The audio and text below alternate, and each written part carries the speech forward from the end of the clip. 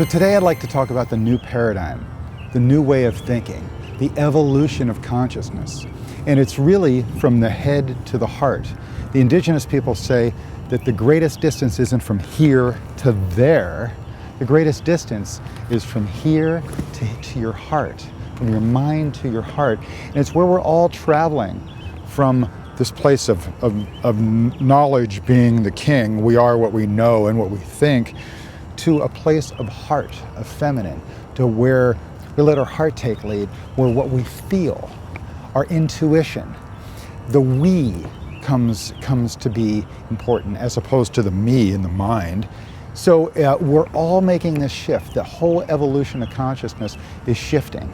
It was said that it's no measure of health to be well adjusted to a profoundly sick society. And I believe this is absolutely true. We all have been going through this life where we're connected to a society that doesn't really work for us any longer. It might have worked in time of war or something, or it might have worked before we had electricity, before we had the information age. But we've gone through several different processes. One was the Industrial Revolution. It was the physical stuff. Now, I relate to this to the body, the mind, the spirit. The physical stuff was the Industrial Revolution. We created things that we had never had before. Before that, we were chopping wood and carrying water. Now, all of a sudden, we have lights and electricity that's working. We have cars, we have planes, we have transportation, we have items that had never been manufactured, and the whole world had that. So that was the physical revolution. Then we had a mental revolution, was the information age, and that came with the advent of telephone, television, the radio, the computer, and all of a sudden information is being shared instantaneously around the world. And so that has been the mind, the physical revolution we had, the mental revolution, and now the whole planet, everyone is going through a spiritual revolution. It's this place where we're moving from our head to our heart. The heart takes lead. They typically call it a feminine attribute of the heart, the intuition, but everybody on the planet has it. All men have the masculine and the feminine, all women have the masculine and the feminine within them.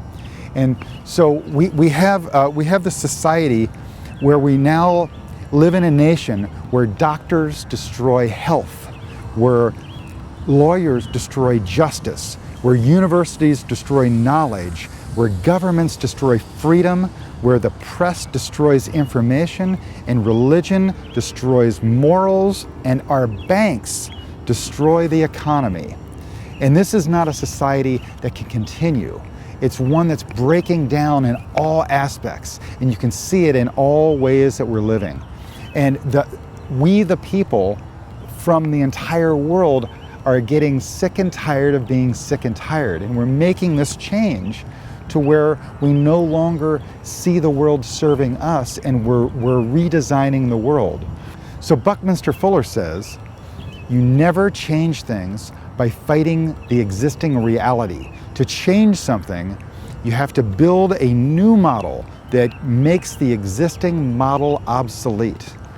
And this is what we all are doing on the planet. We're all coming together and we're holding these systems accountable. Who would have thought 20 years ago that one of the biggest companies on the planet would be a company that had a website that was just a white page with a little blank spot that you put a name in, and you press a little button and it tells you all the information about what you wrote in that little space. It's called Google. And that company got so big that they created a mapping system for the entire world.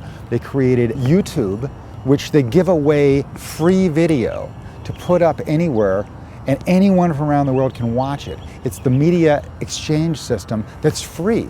And who would think giving away things for free would be a good model? Well, in this new paradigm, it's a win-win-win situation. It's about we. It's not about me. The old paradigm, the dying dinosaur of companies, are the ones that are thinking, how much can I still get? And profit maximization and all this other stuff. Well, that's not authentic. That's not thinking for the future. Native Americans look into the future of 7 generations, and they make decisions according to how it's going to affect the world 7 generations from now.